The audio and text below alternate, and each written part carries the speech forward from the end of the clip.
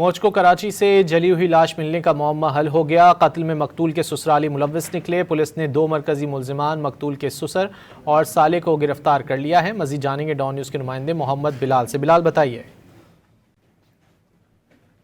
Investigation police کی تکنیکی بنیادوں پر موجکو سے جلی ہوئی لاش ملنے کے معاملے کا جو معاملہ ہے وہ حل ہو چکا ہے۔ قتل میں مقتول کے سسرال والے جو ہے وہ ملوث نکلے۔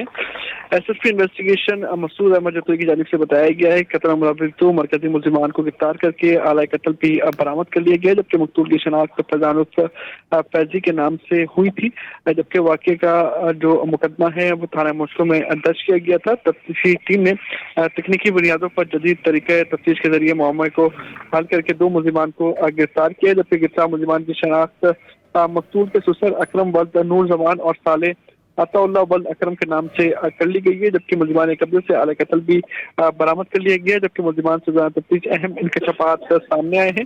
مقتول نے کچھ عرصہ قبل پسند کی شادی کی تھی۔ ملزمان نے انکشاف کیا ہے کہ ملزم نے شادی کے بعد جو بیوی ہے اس کو جو ہے تشدد کا نشانہ بنایا تھا، جس پر جو ملزمان ہیں ان کی جانب سے مزید انکشاف کیا گیا کہ انہیں اس بات کا بھی ارنج تھا کہ ملزم نے اس کے بعد ان کی دوسری بیٹی سے بھی رابطہ کیا، جبکہ ملزمان نے مقتول کو بہانے سے بلوا کر بیلچے سے قتل کیا اور لاش کو پیٹرول ڈال کر جلا دیا تھا۔